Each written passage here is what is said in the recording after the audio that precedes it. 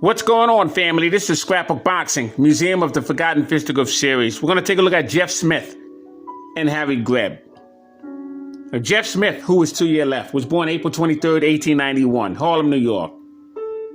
He died February 3rd, 1962, Bayonne, New Jersey. Stood 5 foot 8.5 inches, had a 71-inch reach, had a fighting career record of 106 fights, 88 wins, 12 losses, 48 knockouts, and he was stopped 3 times. He was in a ring with fighters such as Panama Joe Gans. He would lose to him. Mike Gibbons, out of St. Paul. He would defeat Mike Gibbons. He'd be in a ring with Jamaica Kid over 6 fights. Young Jack Johnson, defeat him. Mike Mateague, who would become the light heavyweight champion in the world when he defeated Balansiki. Mike O'Dowd, who would become the middleweight champion in the world when he defeated Al McCoy. He would lose to Mike O'Dowd. Jimmy Dorsey and Bob Moha. Tommy Loughran, Philly Phantom.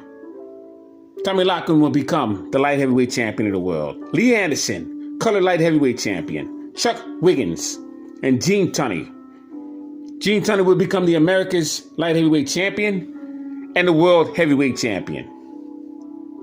Lou Chester and Chuck Burns. Cuba's Bobby Brown, he was out of Philadelphia. Silent Martin, Leo Florian Hook, George Chip, who would become the middleweight champion when he defeated Frank Klaus. Zulu Kid, just to name a few. Jeff Smith is a very underrated middleweight. But I like Jeff Smith's career. He's an outstanding fighter. And he was in a ring with Harry Greb, the Pittsburgh Windmill, 7 times. As for Harry Greb, he was a middleweight who was born in Pittsburgh, Pennsylvania, stood 5 foot 8.5 inches, had a 71-inch reach, fought from 1913 to 1926. He would lose his middleweight championship belt to Tiger Flowers. He fought Tiger Flowers 3 times. And he would lose to him twice and have 1 draw.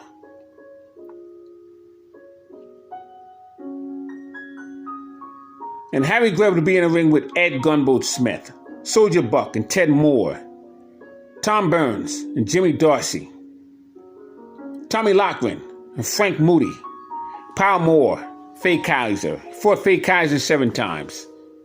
Tiger Flowers 3 times. Bob Roper a few times. Sam Langford, Jeff Smith 7 times. Chuck Wiggins, just an example. And Harry Greb would face Jeff Smith 7 times.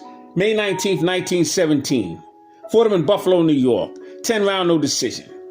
He would fight him again September 11th, 1917.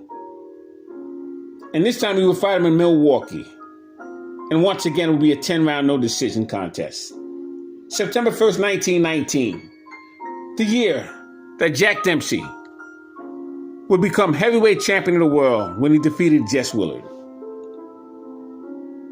And these men would get it on in Youngstown, Ohio. 12-round, no decision contest. February 25th, 1921.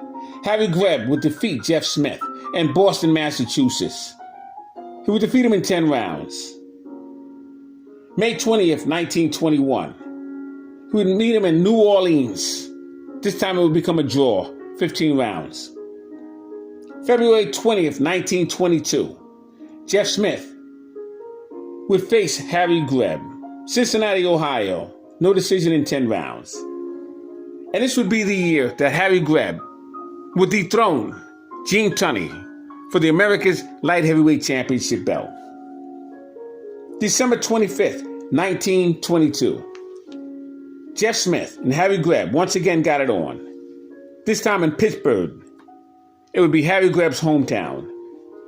And once again, 10-round, no decision contest. And 1922 would be the year that Nat Flasher would begin the process of developing the Ring magazine.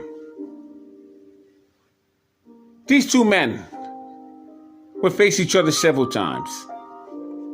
I have Harry Greb, number 2, my greatest fighter of all times. He was a ball of dynamite, had well over 300 fights. And Jeff Smith, a very underrated middleweight. I read off the names of some of the opponents that he faced. These were the elite opponents of his time.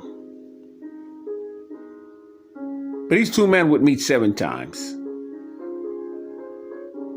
So I must salute them. Scrapbook Boxing, Museum of the Forgotten Fisticuffs series. All great fights and all great fighters. Would never be forgotten on my channel. Salute to Jeff Smith. And my number 2 ranked greatest fighter of all times, Harry Greb. Thanks for listening. Scrapbook Boxing, Museum of the Forgotten Fisticuffs series.